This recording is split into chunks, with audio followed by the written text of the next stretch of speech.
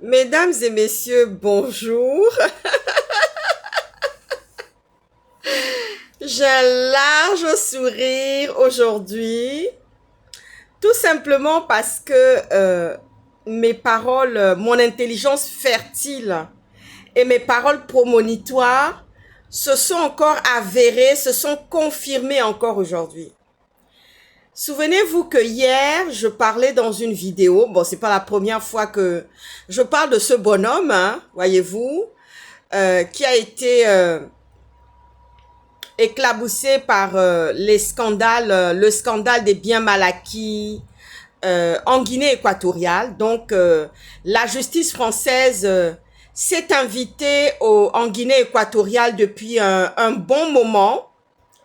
Et il s'agirait de Monsieur Teodorino Obiangema Mbazogo, le fils du président Obiangema de la Guinée équatoriale. Alors, mon intelligence fertile et mes paroles prémonitoires se sont encore avérées, se sont encore confirmées, voyez-vous. Alors, hier, quand je faisais ma vidéo et que j'étais encore en train de parler de cet illustre personnage qui est Teodorino Obiangema Mbazogo, qui est un flambi, qui est venu flamber ici comme un sauvage, comme quelqu'un qui n'avait pas la raison, voyez-vous. Et c'est là que les Occidentaux ont dit non, il y a de la pauvreté, il y a de la misère, ça serait dans son pays, et ça serait bien que cet argent-là soit investi en Guinée équatoriale. Donc, on l'a stoppé dans sa manière flambie, dans sa folie, dans ses dépenses compulsives. Parce que chez lui, c'était vraiment une pathologie, ça se voyait. Parce qu'un jour comme ça, je me suis penchée. Je ne suis pas psychiatre, je suis ophtalmologue. Mais on a appris, on a fait des troncs communs en médecine.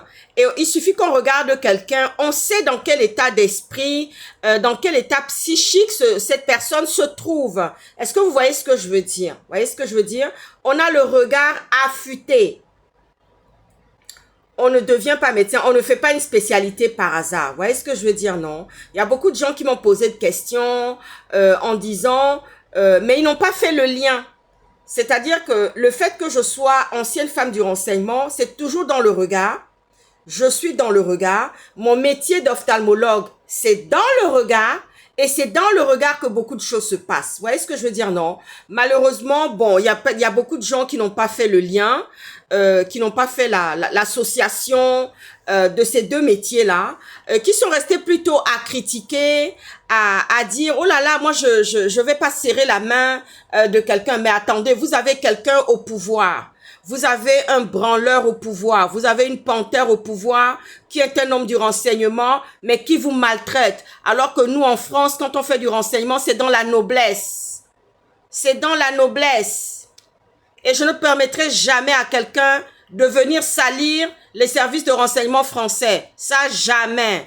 Ne comptez pas sur moi. Je ne vais jamais permettre cela. Vous voyez ce que je veux dire, non? Et comme je vous l'ai dit, si Dieu permet qu'un jour, j'aille apporter un plus à mon pays, que déjà j'apporte déjà un plus, hein. Je suis déjà depuis longtemps dans le combat pour mon pays. Je ne me suis jamais fatiguée. J'ai toujours eu les mains dans le cambouis. Vous voyez ce que je veux dire, non? J'ai toujours eu les mains dans le cambouis. La paresse, ce n'est pas mon talent, ce n'est pas mon don. Vous voyez ce que je veux dire? Je suis une battante.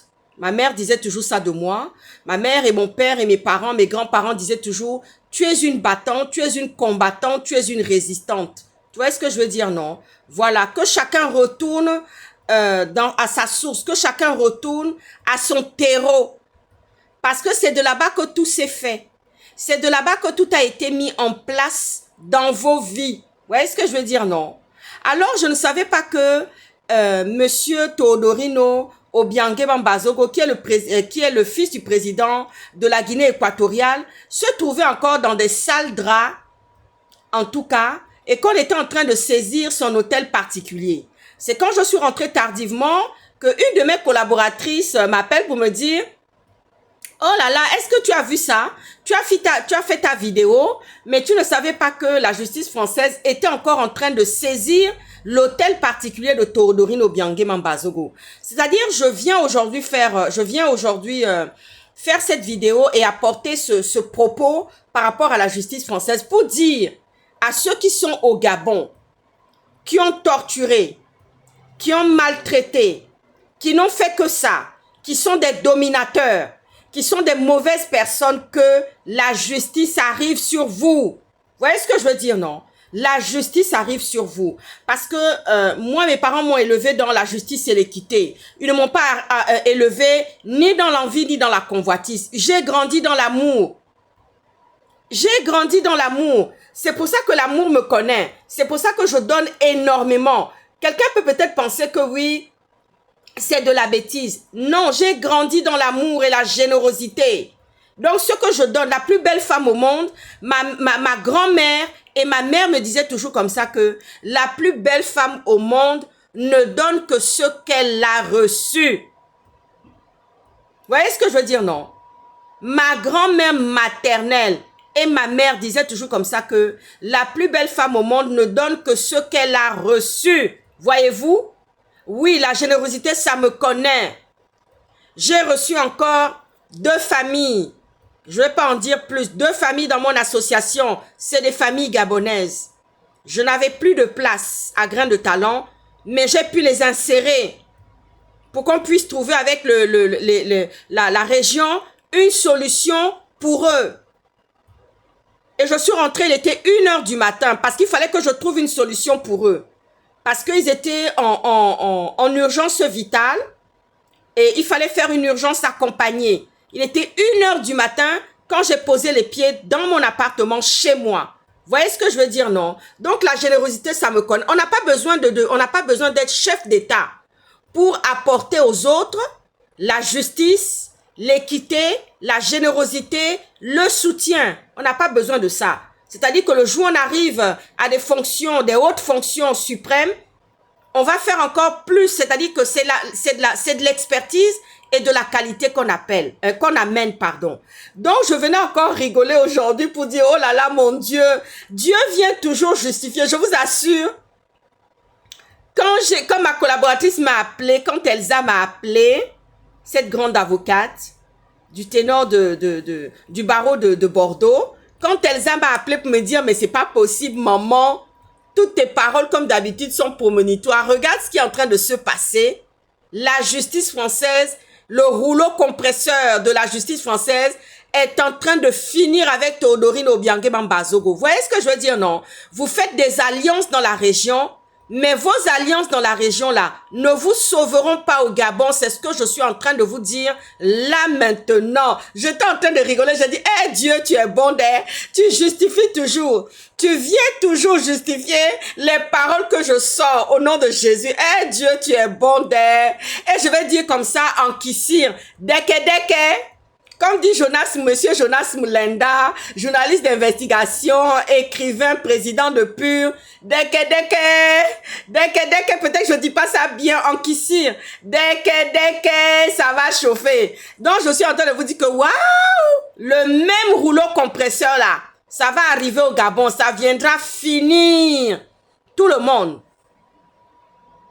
Même ceux qui ont goûté la soupe, ça va finir sur vous. Vous voyez ce que je veux dire, non?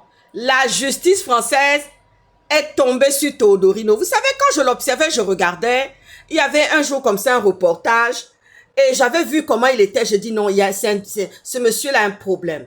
Ce monsieur a un problème pathologique, c'est pas possible. Il a un problème de dépenses compulsives, ce monsieur. Vous voyez ce que je veux dire, non? J'ai vu ça tout de suite, c'est pas possible. Je dis, mais on peut pas avoir une frénésie de dépenses autant devant les Mintans, devant Bibamba, devant Otangani.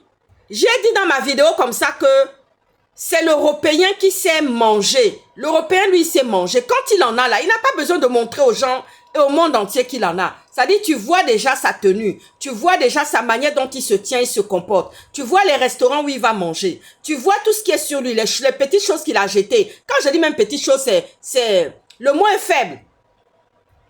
Tu vois les petites choses, c'est-à-dire que la qualité de quelqu'un ne se mesure pas au matériel, c'est vrai. Mais quand tu vois les petites choses, qu'il met sur lui, tu dis oui, celui-là, il en a. Mais il mange et puis il fait...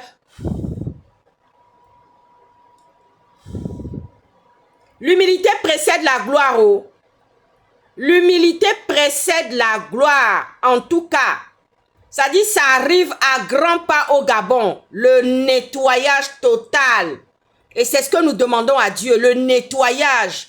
Que le sang de Jésus vienne nettoyer, balayer, nous enlever toutes ces saletés-là, qui nous salissent. Parce que ce que vous oubliez, quand on voit ça là, les Occidentaux ne sont pas bêtes. C'est comme ça aussi qu'ils se permettent aussi d'avoir des comportements. Les autorités peuvent aussi prendre des décisions par rapport au Gabon. Parce que vous avez maltraité une première dame. Et plus c'est une Européenne. Vous voyez ce que je veux dire, non? Oui, c'est une Européenne que vous avez maltraitée comme ça. Au nom de quoi? Et c'est une femme. Peut-être qu'il y a certains qui ne se sentent pas femmes, hein? Mais moi, je suis femme. Avec des organes génitaux, femme.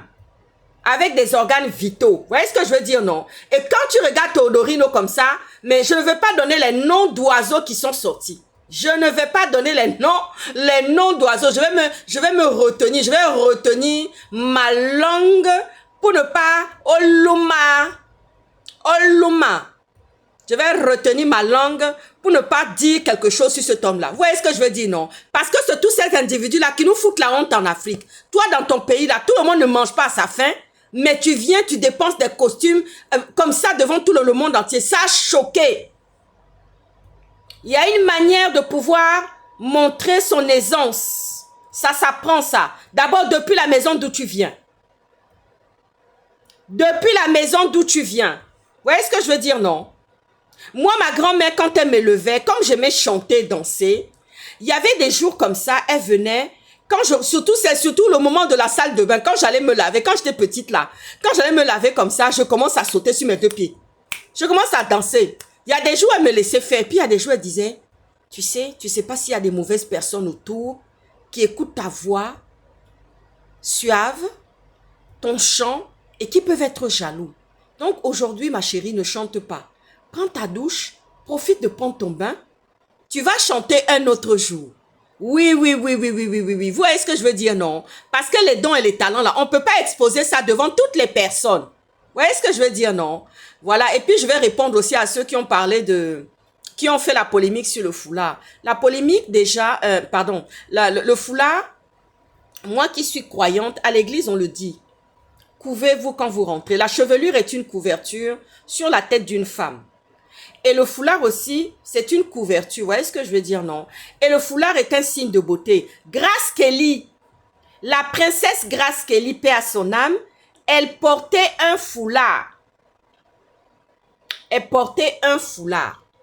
Elle portait beaucoup les foulards. Elle aimait beaucoup les foulards, puisque ma mère a beaucoup voyagé et vécu en Monaco. Et quand elle est venue ici, quand elle venait ici passer les vacances, elle me prenait toujours dans ses voyages pour me dire, allez, on va passer une semaine à Monaco parce qu'elle aimait beaucoup le couple régnier et la princesse Monaco. Donc, je vais vous dire quelque chose que la polémique au foulard, là, c'est un signe de beauté aussi. Vous voyez, non? Et je le porte très bien. Donc, voilà, si vous avez envie de le faire aussi, vous pouvez le faire. Il n'y a pas de polémique ou quoi que ce soit à avoir. Donc, aujourd'hui, là, je venais parler de Teodorino. Le rouleau compresseur arrive sur vous, là-bas. Vous voyez, non? Vous faites des alliances, des ententes, des amitiés entre vous et puis vous êtes en train de blouser. Vous faites comme ça. Vous êtes en train de glousser là-bas. Vous voyez ce que je veux dire, non? Au lieu de vous taire, vous venez encore accuser M. Jonas Mulenda que soi-disant vous lui avez donné de l'argent. Mais si Jonas Mulenda avait reçu de l'argent de vous là, on l'aurait vu. On l'aurait vu. Il aurait même acheté un appartement. Vous voyez ce que je veux dire, non? Sa vie aurait encore plus évolué. Déjà qu'il est très bien. Le peu avec il est là. Il est très bien et puis ça vous dérange. À chaque fois qu'on est en train de vous mettre, on met les choses devant vous, devant vos yeux, vous passez votre temps à raconter les immondités. C'est-à-dire que vous allez mettre les immondités, tout ce qui est immonde là, c'est ça que vous... Comme disait ma petite sœur, princesse de Souba, vous allez aller fouiller encore les poubelles pour venir mentir et raconter des choses pas possibles et incroyables. Oluma. Olumale. Oluma. Oluma. J'avais dit ça sur Teodorino. Oluma. Olumala. Olumala. Aïe. Olumala. Aïe.